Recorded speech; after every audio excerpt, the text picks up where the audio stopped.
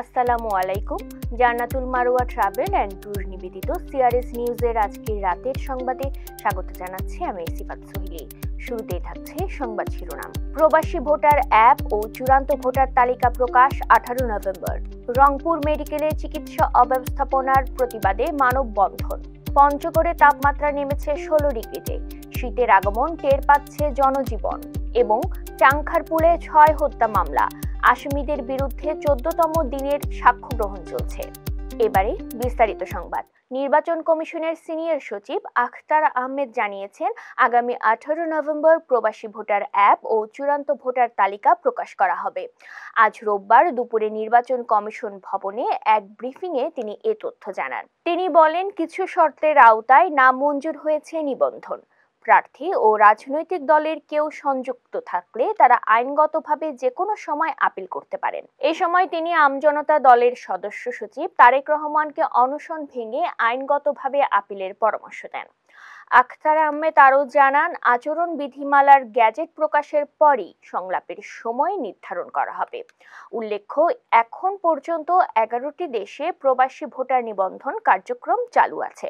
সর্বশেষ যুক্তরাষ্ট্রের new York ও ওয়াশিংটনে এই কার্যক্রম চালু করা হয়েছে।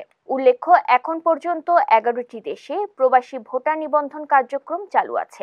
সর্বশেষ যুক্তরাষ্ট্রের নিউ ইয়র্ক ও ওয়াশিংটনে এই কার্যক্রম চালু করা হয়েছে। রংপুর মেডিকেল কলেজ হাসপাতালের চিকিৎসা অব্যবস্থাপনা ও ডাক্তার তোফায়েল ভূঁইয়ার বিরুদ্ধে ভুল চিকিৎসার অভিযোগ এনে মানববন্ধন করেছে স্থানীয় ছাত্র জনতা। রোববার দুপুরে জেলা প্রেস ক্লাবের সামনে অনুষ্ঠিত এই মানববন্ধনে বিভিন্ন শিক্ষা প্রতিষ্ঠানের শিক্ষার্থীরা অংশ নেন। বৈষম্য বিরোধী ছাত্র আন্দোলনের মহানগর মুখপাত্র নাহিদ হাসান খন্দকার, মাহমুদ হাসান তন্ময়, আসিফ মাহমুদ ও রাইয়ান সহ অন্যান্য নেতারা এতে সংহতি প্রকাশ করেন। বক্তারা অভিযোগ করেন, ডাক্তার তোফায়েল ভূঁইয়া এক রোগীর ব্রেইন টিউমারকে ভুল করে স্ট্রোক হিসেবে চিকিৎসা দিয়েছেন, যা চিকিৎসা অবহেলার শামিল। তারা বলেন, রংপুর মেডিকেল সহ শহরের অনেক হাসপাতাল ও ক্লিনিকে চিকিৎসা সেবার মান নিচে নেমে গেছে।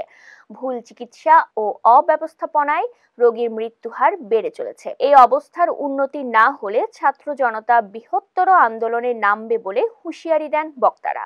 হিমালয়ের পাদদেশে অবস্থিত দেশের শীত প্রধান জেলা পঞ্চগড়ে ধীরে ধীরে নামতে শুরু করেছে তাপমাত্রা। রোববার সকাল 9টায় তেঁতুলিয়ায় দেশের সর্বনিম্ন তাপমাত্রা 16.6 ডিগ্রি সেলসিয়াস রেকর্ড করা হয়েছে বলে জানিয়েছে স্থানীয় আবহাওয়া অফিস। এর আগের দিন তাপমাত্রা ছিল 17.1 ডিগ্রি সেলসিয়াস। একদিনে প্রায় অর্ধ ডিগ্রি নেমেছে তাপমাত্রা। ভোর থেকে সকাল পর্যন্ত ঘন কুয়াশায় ঢেকে থাকছে চারপাশ। চা শ্রমিক, ভ্যান চালক সহ শ্রমজীবী মানুষ এখন গায়ে জড়াচ্ছেন চাদর বা গামছা।